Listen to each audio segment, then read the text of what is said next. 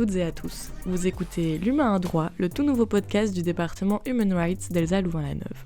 Un podcast créé par des étudiants, pour des étudiants, mais aussi pour toute personne intéressée par l'actualité analysée sous le prisme du droit. Aujourd'hui, nous aborderons un sujet brûlant d'actualité, le conflit israélo-palestinien.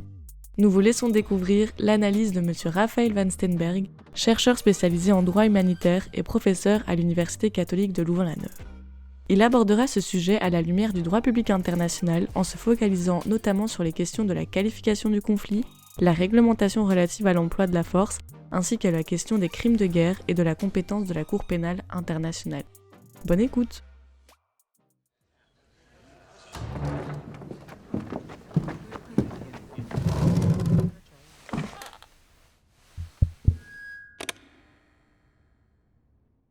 Récemment, le conflit israélo-palestinien a hélas connu une atroce escalade de violence, entraînant la mort de milliers de civils, la destruction d'hôpitaux et d'habitations, sans compter le déplacement d'une partie importante de la population vers les pays voisins. Nous avons tous été confrontés à ces terribles images. Ces informations nous parviennent des médias et des réseaux sociaux. Toutefois, toutes les informations ne sont pas bonnes à prendre. En effet, elles peuvent parfois être utilisées à des fins de désinformation et de propagande, et ce dans les deux camps. De plus, la multitude d'informations qui nous est distillée est très probablement teintée de notre vision ethnocentrée occidentale. En effet, même s'il y a une volonté de neutralité revendiquée par nos médias, nous restons intrinsèquement étrangers aux réalités historiques et actuelles de ce conflit.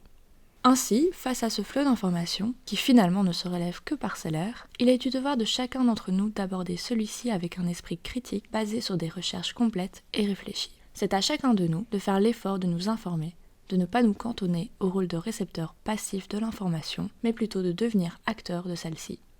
C'est justement l'objectif de ce podcast, L'Humain a droit. Nous nous efforcerons, dans ce premier épisode, de vous offrir une analyse de ce conflit d'un point de vue juridique la plus impartiale et qualitative possible, et ce, grâce à l'expertise du professeur Raphaël Van Steenberg.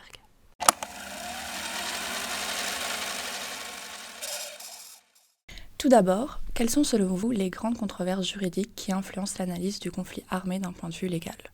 Et en effet, il y a des grandes controverses qui conditionnent vraiment le raisonnement juridique, et c'est très important pour tout exposé juridique de présenter ces controverses, au moins de les mentionner et de constater qu'il y a différents points de vue envisageables. Et on peut mentionner, je dirais, 3 grandes controverses relatives donc à la situation de la Palestine. Et la première, c'est celle du statut en tant qu'État de la Palestine. L'État de la Palestine, puisque certains diront bien, un État se définit au sens du droit international comme étant une entité qui a un territoire, une population, un gouvernement indépendant et effectif. Et c'est l'effectivité qui pose question. L'autorité palestinienne n'a pas une effectivité au sens concret donc, sur son territoire. Mais d'autres diront que cette ineffectivité en réalité, est due à une illégalité de la part d'Israël, de l'occupation qui serait illégale. Donc on ne pourrait pas dénier le statut d'État à la Palestine en raison de cette illégalité. Puis il y a d'autres éléments également qui suscitent la discussion. C'est la question de la reconnaissance de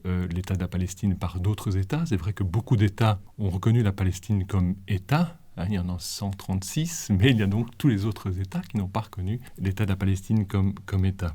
Également, un élément important, c'est que l'État de la Palestine a le statut d'observateur aux Nations Unies en tant qu'État non membre. Donc bien en tant qu'État non membre, donc on pourrait considérer qu'il s'agit d'un État. Néanmoins, il faut voir le vote de la résolution de l'Assemblée générale des Nations Unies qui a donc octroyé ce statut. Et à nouveau, là, on a 138 États qui ont voté en faveur, mais donc il y a tous les autres également qui n'ont pas voté en faveur de cette résolution. Donc ce qui prête à nouveau à discussion au niveau de la qualité étatique de la Palestine. Et également, la participation de l'État de la Palestine à plusieurs organisations internationales. Et en droit international, lorsqu'on est partie membre d'une organisation internationale, en principe, on est un État. On pense à l'UNESCO, à la Ligue des États arabes. L'État de la Palestine est membre de ces organisations internationales. Néanmoins, il y a des choses donc quand même assez importantes à souligner, s'agissant par exemple de la Cour pénale internationale. L'État de la Palestine est membre de la Cour pénale internationale, mais la Cour a indiqué dans une décision que l'État de la Palestine était un État au sens du statut de Rome. Donc le statut de Rome, c'est le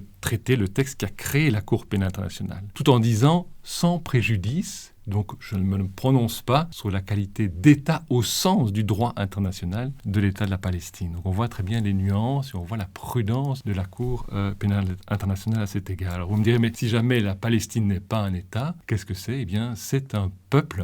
C'est un peuple qui a droit à devenir indépendant, qui a droit à devenir un État. Donc soit c'est un État, soit c'est un peuple qui a droit à devenir un État, avec toutes les conséquences juridiques que cela implique. Donc ça, c'est une première controverse importante qui conditionne le raisonnement juridique. Une autre controverse également très importante pour toutes les questions qu'on pourra analyser, c'est la question du statut de Gaza. Au moins avant l'intervention, avant les bombardements israéliens, le statut de Gaza en tant que territoire occupé ou non. Occupé par les forces armées israéliennes. Alors on peut à nouveau se poser la question en disant mais Israël, on sait qu'Israël s'est retiré, ses forces armées se sont retirées de Gaza à partir de 2005, donc il n'y a plus de présence militaire israélienne concrètement sur le territoire de Gaza. Donc on pourrait considérer qu'il n'y a plus d'occupation, c'est ce qu'Israël soutient. Mais d'autres considèrent qu'Israël a maintenu un contrôle sur tous les pourtours de Gaza, que ce soit le pourtour au niveau terrestre, mais également maritime, également un contrôle aérien. Et de cela, on pourrait dire, et je ne suis pas le seul à le dire, il y a le Comité international de la Croix-Rouge, il y a les Nations Unies qui considèrent que le territoire de Gaza était encore occupé.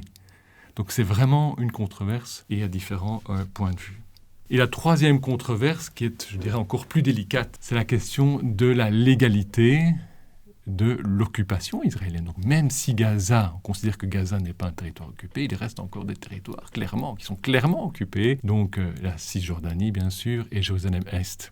Alors est-ce que cette occupation est légale ou illégale ? Et à nouveau, des éléments qui sont interprétés de manière différente. Et selon qu'on défend l'interprétation, on va considérer que l'occupation est légale ou illégale. Et le premier élément, c'est un élément un peu historique, mais qui était très important, c'est la résolution 242 du Conseil de sécurité des Nations Unies. Donc adoptée à la suite de la guerre des 6 jours. C'est à l'issue de cette guerre des 6 jours que Israël a occupé à ce moment-là Gaza, Cisjordanie, Jérusalem-Est. Et cette résolution était censée, c'est un peu naïf sans doute, résoudre le conflit au Moyen-Orient. On est en 1967. Et cette résolution prévoit 2 éléments pour résoudre ce conflit. Elle mentionne 1, le retrait des forces israéliennes des territoires occupés, et 2, le droit des États de la région de vivre en sécurité, notamment le droit d'Israël de vivre en sécurité. Alors comment interpréter ces conditions, ces éléments ? Eh bien, vous avez différentes interprétations.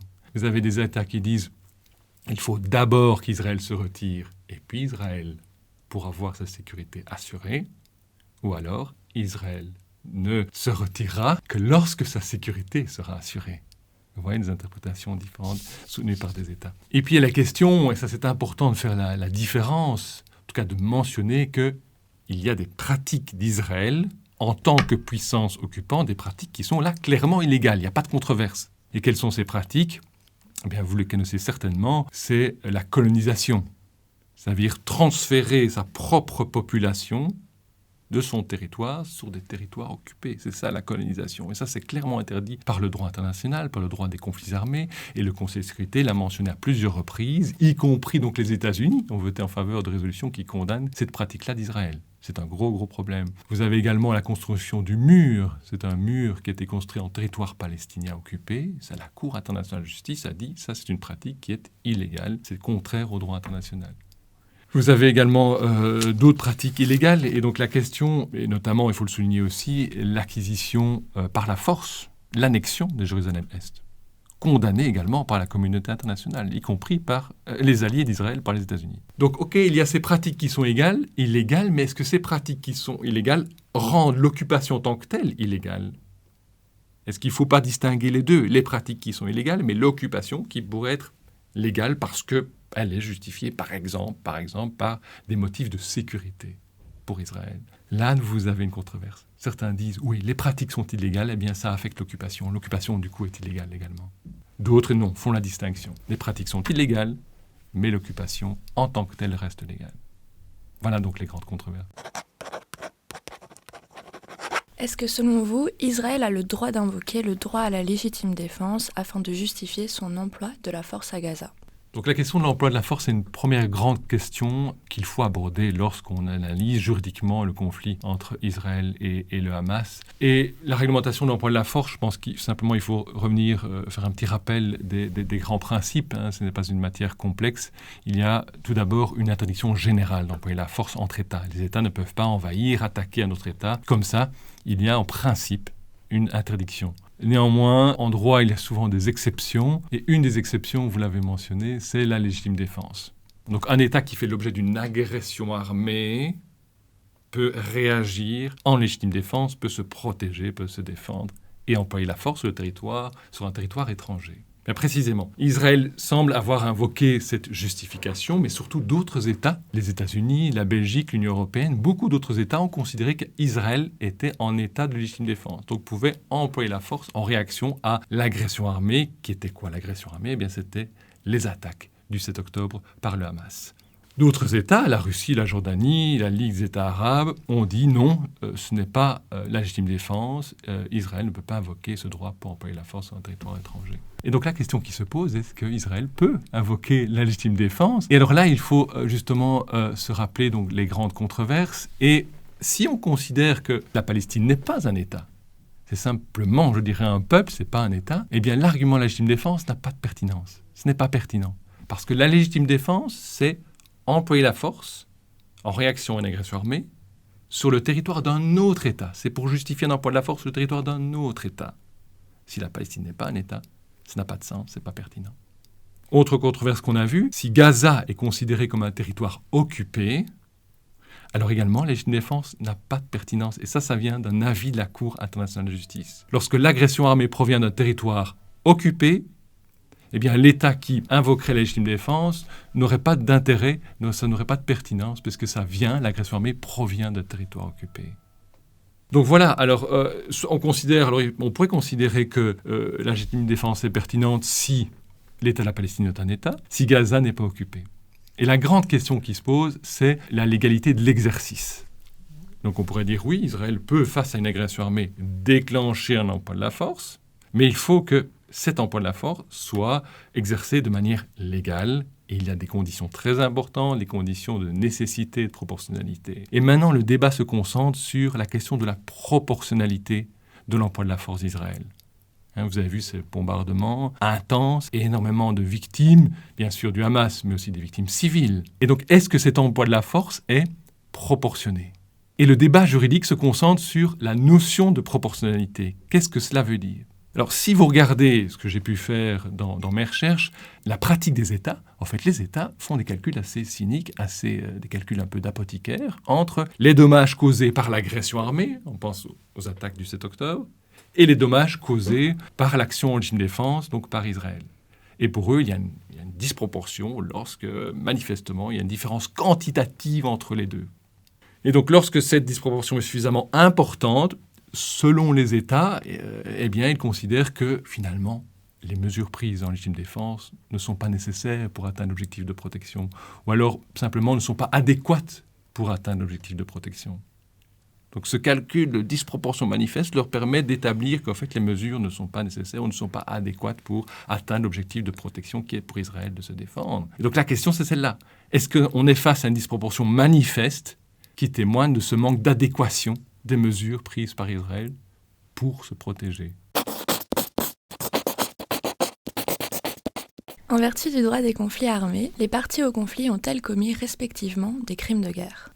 Alors la question des crimes de guerre, nécessairement, impose de réfléchir sur la question de l'existence d'une guerre. Il n'y a crime de guerre que lorsqu'il y a guerre. Alors aujourd'hui, on ne parle pas véritablement de guerre en droit international, on parle alors de conflit armé. Et pour ça, il faut s'interroger sur les qualifications données par le droit des conflits armés. C'est quoi ce droit des conflits armés ? C'est un droit qui protège finalement les personnes en temps de conflit armé, mais également, c'est très important, qui permet aux belligérants de mener la lutte, de mener la guerre. Donc le droit des conflits armés autorise certaines choses qui ne seraient pas permises en temps de paix, comme éventuellement tuer des civils. C'est possible en tant que dommages collatéraux, on le verra. Donc la première question, c'est est-ce qu'il y a conflit armé ? Et en droit des conflits armés, il y a des choses assez complexes. Il y a la question de la qualification. Est-ce que le conflit armé est un conflit armé interne, non international, ou est-ce que le conflit armé est un conflit armé international? Et c'est très important en droit des conflits armés parce que vous avez une réglementation qui est différente. Et ça vaut aussi pour les crimes de guerre. Certains crimes de guerre existent uniquement dans les conflits armés internationaux, tandis que d'autres crimes de guerre n'existent que dans les conflits armés non internationaux. Et c'est problématique, c'est que vous avez beaucoup moins de crimes de guerre qui peuvent être reprochés dans le cadre de conflits armés non internationaux.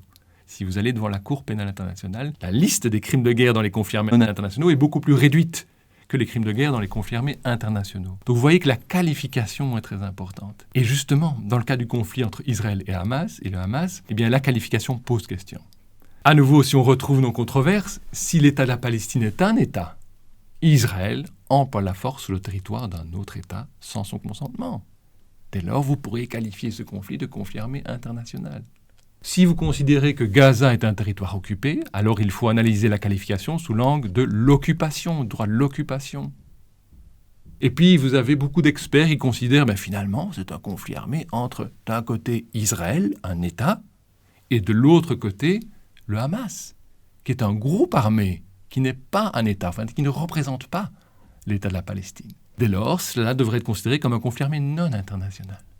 Et pour compliquer encore les choses, vous avez la Cour suprême israélienne qui considère que, elle l'a fait lorsqu'elle s'est prononcée au sujet d'actes de violence entre le Hamas et Israël dans le passé.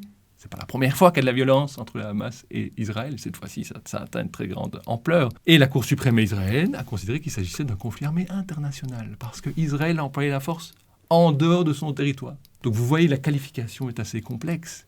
Voilà, donc à partir de cela, on peut, si l'on qualifie le conflit de interne ou non international ou d'international, identifier les crimes de guerre qui pourraient être reprochés aux parties belligérantes. Alors peut-être peut-on examiner éventuellement les violations du droit des conflits armés et de potentiels crimes de guerre par les parties belligérantes. Si on prend le Hamas, et en tout cas les attaques du 7 octobre, c'est très clair qu'il y a des violations du droit des conflits armés et qu'il y a des crimes de guerre. On pense bien sûr aux exécutions sommaires. Ils ont tué des civils à bout portant. On viole l'interdiction d'attaquer les civils. C'est un crime de guerre, c'est une violation du droit humanitaire, droit des conflits armés. Vous avez, et là on a de plus en plus d'indices qui montrent cela, des viols qui ont été commis sur des femmes, de jeunes femmes, des viols, et puis après le viol, l'exécution de la victime. Et évidemment, le viol commis en temps de conflit armé est un crime de guerre. Vous avez évidemment la prise d'otage. C'est une violation du droit des conflits armés. On peut détenir dans le droit des conflits armés, mais pas en tant qu'otage, pour demander une chose, de faire ou ne pas faire quelque chose aux belligérants par la détention de la personne. Vous avez non seulement les attaques du 7 octobre, mais vous avez également les tirs de roquettes continus de la part du Hamas. Et ces roquettes, elles ne sont pas dirigées spécifiquement vers des objectifs militaires. Ça peut aussi bien cibler, toucher des objectifs militaires que des civils. Ce sont ce qu'on appelle les attaques indiscriminées, qui ne distinguent pas. Et ça, c'est également un crime de guerre. Et vous avez ensuite la question des boucliers humains. On sait que le Hamas utilise des biens qui sont protégés, c'est-à-dire par exemple des ambulances, des hôpitaux, pour s'abriter, pour y entreposer des armes. Et dès lors, s'ils utilisent ces biens de cette manière-là, ils utilisent le personnel qui s'y trouve comme bouclier humain. Ça également, c'est une violation du droit des conflits armés et ça peut être constitutif d'un crime de guerre. Donc ça, c'est du côté du Hamas. Donc peut-être du côté d'Israélien, on a ici, c'est plus complexe, et on a plusieurs, je dirais, actions militaires. On peut voir la première action, ce sont les attaques. Ce sont par exemple les bombardements. Alors comment examiner ces bombardements? Est-ce que ces bombardements violent le droit des conflits armés? Éventuellement, ces bombardements sont constitutifs de crimes de guerre. S'agissant des attaques, il faut toujours vérifier si ces attaques respectent certains principes fondamentaux du droit des conflits armés. Le premier principe, c'est le principe de distinction. Il faut absolument, en tant que belligérant, distinguer entre les civils et les membres du groupe armé. En l'occurrence, les membres du Hamas. Et il faut toujours distinguer entre les biens civils et les objectifs militaires. Et bien sûr, le belligérant ne peut cibler que les membres du groupe armé et les objectifs militaires. Alors, est-ce qu'Israël vise bien ces membres du Hamas, uniquement ces membres du Hamas, uniquement les objectifs militaires, donc il faut le vérifier dans les faits. Mais la difficulté, c'est que des biens qui sont civils à l'origine, même des biens spécifiquement protégés, des ambulances, des hôpitaux, des écoles, peuvent se transformer, c'est admis par le droit des conflits armés, se transformer en objectif militaire par leur usage. Donc si le Hamas utilise ces biens, à nouveau, ces biens peuvent devenir des objectifs militaires, ils peuvent être ciblés par Israël. Et ce n'est pas exclu que cela se passe comme Israël le prétend, que ces biens soient utilisés par le Hamas. Mais si ces biens sont utilisés par le Hamas, on remplit le principe de distinction. Mais il y a un autre principe très important, et le débat se porte également à ce niveau-là, au sujet de la légalité des opérations israéliennes, c'est la proportionnalité. Israël peut cibler des objectifs militaires, pourrait cibler des écoles, des hôpitaux, des ambulances. Néanmoins, Israël ne peut pas causer de dommages collatéraux civils qui soient disproportionnés par rapport à l'avantage militaire que Israël recherche par cette attaque. Et donc c'est ce calcul de proportionnalité entre, et c'est vrai que c'est à nouveau assez cynique au niveau de ce calcul de proportionnalité, c'est mettre en balance des éléments de nature différente, ce qui rend le calcul très complexe, entre d'un côté les pertes aux biens civils, les pertes aux civils, donc le nombre de morts civils, par rapport à l'avantage militaire recherché par Israël lorsque Israël a détruit ce bien, a ciblé les membres du Hamas. Donc voilà, c'est toute la difficulté d'évaluer ce calcul de proportionnalité. Vous avez des cas très simples. D'un côté, vous avez des cas où c'est manifestement disproportionné. Lorsque, par exemple, imaginons qu'un membre du Hamas se trouve dans une école avec énormément d'enfants, des parents qui viennent rechercher leurs enfants. Israël détruirait l'école, tuerait tous les enfants. Un membre du Hamas, ça semble bien disproportionné. De l'autre côté, il y a des cas où ce serait manifestement proportionné. Si l'on a tout le QG du Hamas, tous les membres des dirigeants du Hamas qui se trouvent dans une école, avec un seul parent qui revient à cette école pour rechercher un cartable, eh bien, dans ce cas-là, ce serait proportionné finalement de détruire l'école et éventuellement tuer, causer comme dommage collatéral uniquement à des parents. Donc ça, c'est une première difficulté, c'est lorsqu'on se situe entre ces deux extrêmes. Et puis l'autre difficulté, c'est que ce calcul de proportionnalité doit se faire par le commandement militaire avant l'opération, en fonction des informations dont il peut disposer. Donc s'il a bien cherché toutes les informations, qu'il a fait un bon calcul de proportionnalité, la proportionnalité sera respectée. Mais comment nous, de l'extérieur, à travers les informations des médias, peut-on évaluer si ce calcul de proportionnalité effectué avant l'opération était bien réalisé, était correct. Donc c'est ça qui rend les choses très difficiles d'évaluation de notre côté du respect de ce calcul de proportionnalité, mais il n'est pas exclu. Beaucoup d'experts considèrent que ça devient disproportionné, qu'il y a trop de dommages causés aux civils. Même si Israël respecte le principe de proportionnalité, Israël doit encore respecter un autre grand principe, le principe de précaution. Prendre des précautions avant de lancer une attaque. C'est également prévu par le droit des conflits armés. Et parmi ces précautions, vous avez une obligation de prendre toutes les informations possibles que vous pouvez prendre via vos technologies, par exemple des images satellites. On sait qu'Israël a beaucoup de technologies, il y a des technologies avancées, donc on peut prendre le plus d'informations pour déterminer si l'objectif qu'il souhaite cibler est bien un objectif militaire. C'est très important. Autre précaution, c'est donc l'objectif général de ces précautions, il faut le rappeler, c'est minimiser les pertes civiles. Il faut essayer de minimiser le plus possible ces pertes civiles. L'autre précaution, c'est utiliser des méthodes de guerre qui soient les plus adéquates possibles. Par exemple, bombarder une entreprise la nuit pour éviter de causer de dommages à ceux qui travaillent dans cette entreprise. Choisir des armes téléguidées qui vont bien cibler l'objectif militaire sans causer trop de dommages collatéraux. Et puis une autre obligation, c'est l'obligation d'avertir éventuellement la population en cas d'attaque. Et donc ça, on a des exemples d'Israël qui a averti des civils qui souhaitaient donc bombarder notamment, c'est un exemple, un ensemble d'immeubles, et une personne a reçu un appel téléphonique en disant vous devez fuir, nous allons bombarder ce site dans quelques minutes ou quelques heures. Donc il a dû avertir toutes les personnes qu'il fallait absolument quitter l'immeuble, et les biens ont été détruits. Donc l'objectif ici, c'est de minimiser les victimes civiles. Ça, c'est au sujet des attaques. L'autre question très importante concerne le passage de l'aide humanitaire. C'est une grande question qui se pose ici dans le conflit entre Israël et Hamas. Et on voit qu'Israël a refusé à plusieurs reprises Généralement, c'est son attitude de refuser le passage de l'aide humanitaire. Est-ce qu'Israël peut le faire? Est-ce qu'Israël a le droit de refuser le passage de l'aide humanitaire? Alors, de manière générale, oui. Si au moins vous considérez qu'Israël n'est plus une puissance occupante de Gaza. Si Israël est une puissance occupante de Gaza, Israël aurait une obligation inconditionnelle de laisser passer l'aide humanitaire. Mais si on sort de ce cadre-là, donc vous voyez que mes controverses, là, à nouveau, conditionnent le raisonnement juridique, si on sort de ce cadre de l'occupation, Israël a le droit de refuser le passage de l'aide humanitaire. Israël peut refuser, et pour quelle raison? Et c'est ce qu'Israël invoque, c'est le détournement de l'aide humanitaire au profit des membres du Hamas, ou l'ineffectivité des contrôles qui seraient exercés sur l'aide humanitaire. Donc c'est ça la crainte d'Israël. Alors Israël peut refuser, néanmoins, il y a maintenant une tendance à considérer que même si un belligérant a le droit de refuser, ce belligérant ne peut pas abuser de ce droit, ne peut pas commettre un abus de ce droit.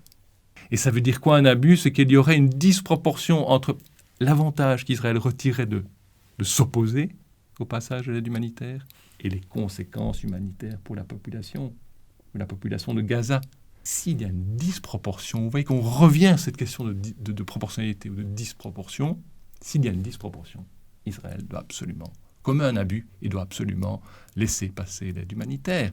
Donc, à nouveau, là c'est la question, on voit qu'il y a des conséquences humanitaires catastrophiques, on l'a souligné, et d'autres sources extérieures. Et donc là, on peut raisonnablement penser qu'il y a une disproportion et qu'Israël devrait laisser passer l'aide humanitaire.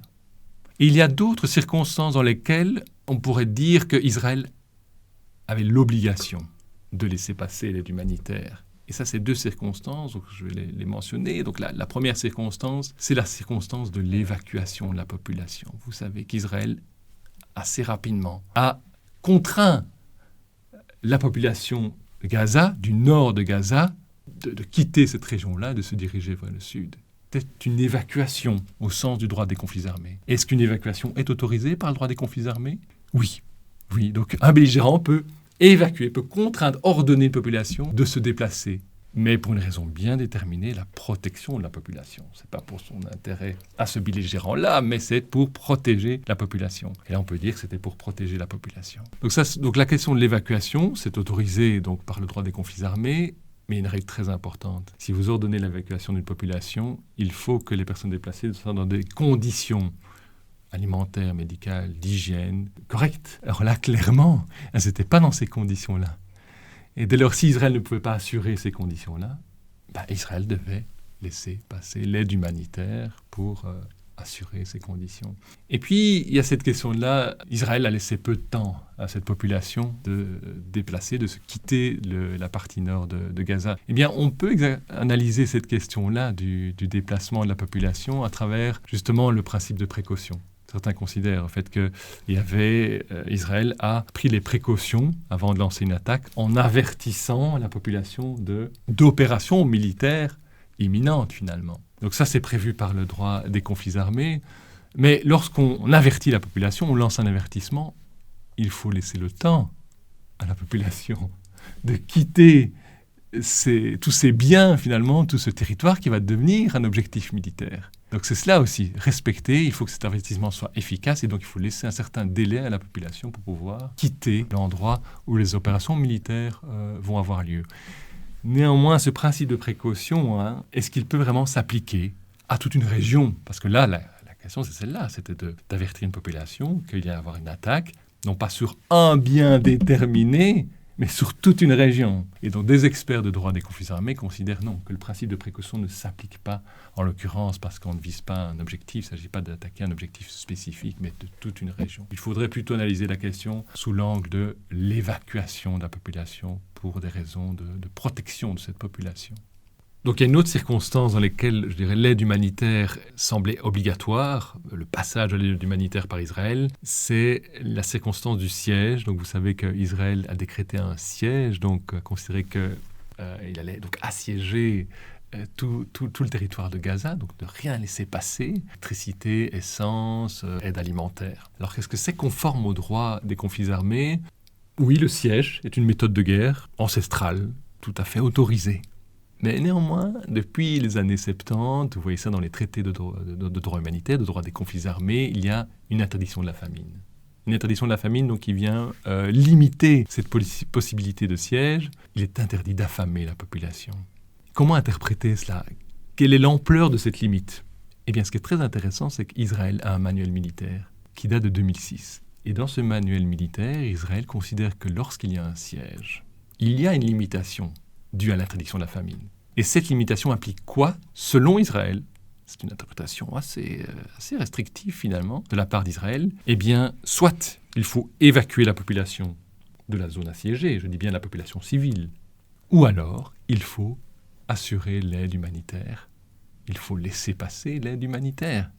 Donc vous voyez qu'Israël lui-même considère qu'en cas de siège, il faut laisser passer l'aide humanitaire. Donc son comportement, son refus de laisser passer l'aide humanitaire semble contredire sa propre position exprimée dans ce manuel militaire. Enfin, quelle est la position adoptée par la Cour pénale internationale par rapport à ce conflit ? Alors la Cour pénale internationale est compétente pour les crimes qui relèvent de sa compétence, pour les crimes internationaux qui sont commis sur le territoire palestinien occupé. Donc territoire palestinien occupé, donc, y compris Gaza. Et c'est très intéressant, c'est qu'on est à un stade avancé de la procédure devant la Cour pénale internationale, au sens où le procureur peut maintenant, à tout moment, délivrer un mandat d'arrêt contre une personne qui relèverait de sa compétence. Ce n'est pas évident, parce que vous avez plein d'allégations de crimes qui sont portées à la connaissance du procureur, et le procureur, avant de considérer que la Cour est compétente et avant d'investiguer, il doit faire un examen préliminaire. Ça peut prendre beaucoup de temps. Bien, dans ce cas-ci, l'examen préliminaire est terminé.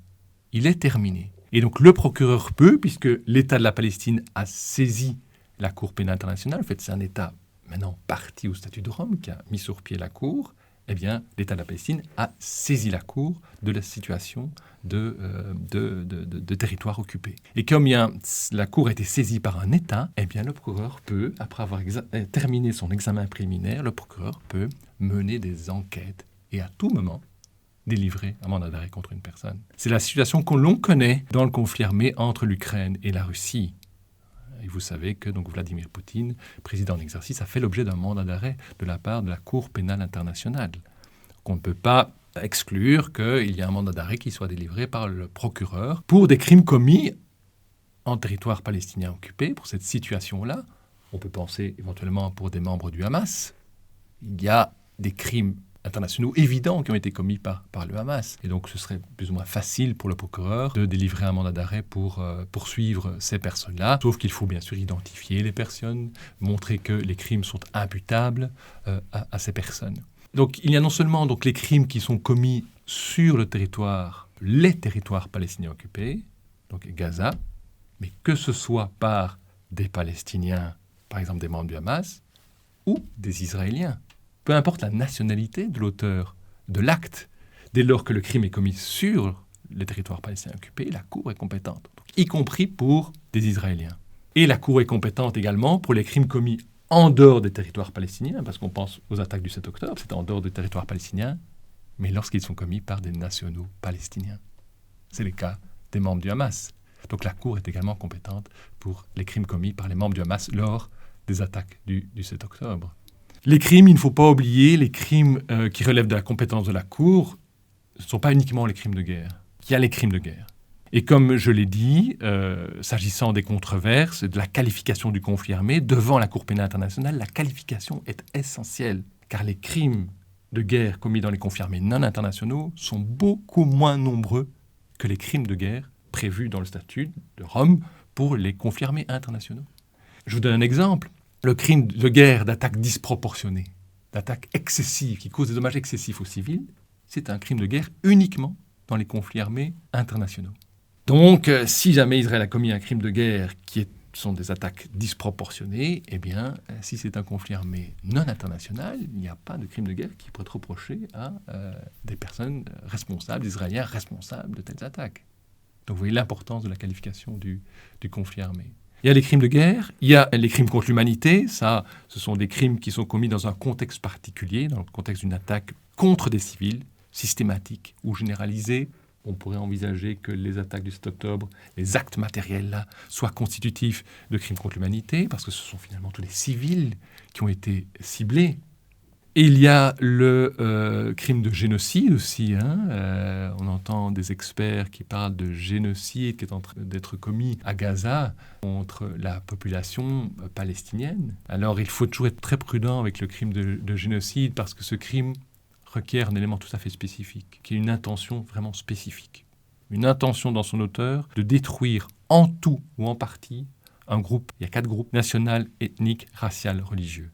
Donc il faut démontrer cette intention de détruire spécifiquement un groupe. Donc on ne vise pas une personne, on vise le groupe à travers la personne. Et est-ce qu'on peut analyser les actions militaires d'Israël comme constitutives d'un génocide ? Il faudrait qu'il n'y ait pas d'autre explication possible au fait que le génocide. Or on l'a vu, on peut plutôt analyser ces opérations militaires à l'aune des crimes de guerre, des violations du droit des conflits armés, éventuellement des crimes contre l'humanité, mais c'est plutôt sous l'angle du droit des conflits armés qu'on va analyser ces opérations. Donc, il faut être vraiment prudent par rapport à cette qualification d'acte de génocide. Et puis enfin, il y a le crime d'agression. Mais pour le crime d'agression, c'est plus complexe. Il faudrait que les 2 États aient ratifié, soient partis de la Cour pénale internationale. Il faudrait que la Palestine soit partie, ce qui est le cas, mais également Israël soit partie pour éventuellement poursuivre Israël pour crime d'agression. Pour imaginer que sa réaction en légitime défense soit disproportionnée, et donc ça devient une agression armée. On pourrait poursuivre les dirigeants pour crime d'agression, mais là, la Cour pénale n'est compétente que si les 2 ont ratifié, l'État de la Palestine et Israël, ce qui n'est pas le cas. Alors comme conclusion, je dirais qu'il faut faire attention dans l'analyse juridique de ce conflit, parce que c'est un conflit qui est complexe au niveau clairement politique, au niveau historique. Vous savez qu'il est extrêmement long, ce conflit, mais il est également complexe au niveau juridique. Donc il faut vraiment rester nuancé, envisager les différents points de vue. Au niveau plus politique, bien sûr, il y a différents scénarios qui se dessinent.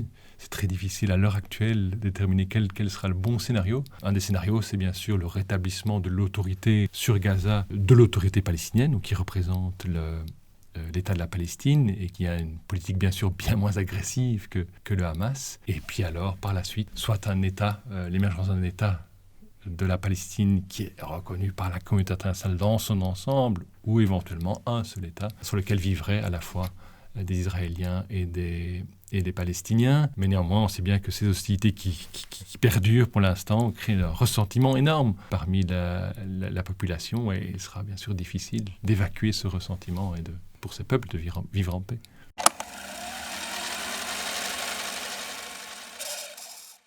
Nous voici arrivés à la fin de ce premier épisode consacré au conflit israélo-palestinien. C'est donc l'occasion pour nous de remercier chaleureusement le professeur Raphaël Van Steenberg pour son expertise. Le droit est un outil essentiel car il structure nos sociétés et réglemente les rapports entre les différents acteurs internationaux. Être à même de pouvoir bénéficier d'informations juridiques fiables, à l'instar de celles que vous nous avez offertes aujourd'hui, est une réelle plus-value dans notre compréhension des conflits se jouant sur la scène internationale. Nous espérons que cette analyse juridique du conflit israélo-palestinien permettra à nos auditeurs d'aborder les informations qui leur sont transmises avec de nouvelles pistes de réflexion, venant ainsi renforcer leur esprit critique.